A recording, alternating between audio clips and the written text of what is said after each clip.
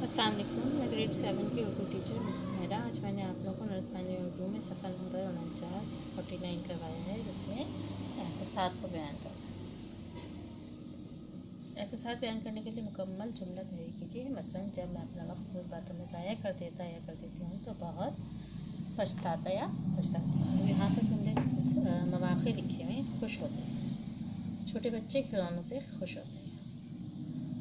शुक्रगुज़ार होते हैं, जब हम अच्छा खाना खाते हैं तो हम अल्लाह के शुक्रगुज़ार होते हैं। अल्लाह ताला की नेमत को देखते हुए हम उसके शुक्रगुज़ार होते हैं। गमज़दा, मनपसंद खिलौने ना मिलने पर जब किसी का इंतकाल होता है तो सब गमज़दा हो जाते हैं। उदास होते हैं, मनपसंद खिलौने ना मिलने पर बच्चे उदास होते हैं। फ़ख्र महसूस करते हैं, जब मेरे अच्छे नंबर आते हैं तो मेरे वालिदैन फ़ख्र महसूस करते हैं।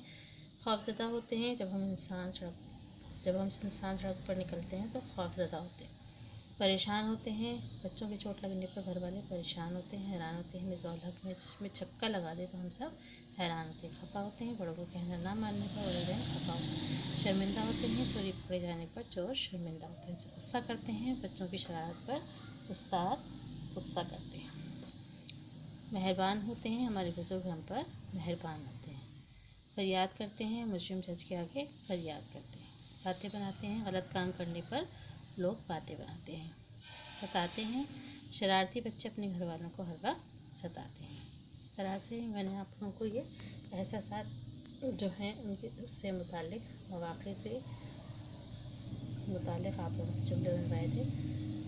मज़ीद इसमें तब्दीली ला सकते हैं आप उस सूरत में जब आप लोग खुद इसके अंदर जुमले बनाएंगे। अपने अल्फाज में दूसरे जुमले बना सकते हैं आप लोगों के साथ साथ। आप लोगों का जितना भी काम है सारा मुकम्मल होना चाहिए। जज़ाकुमुल्लाह खैरन।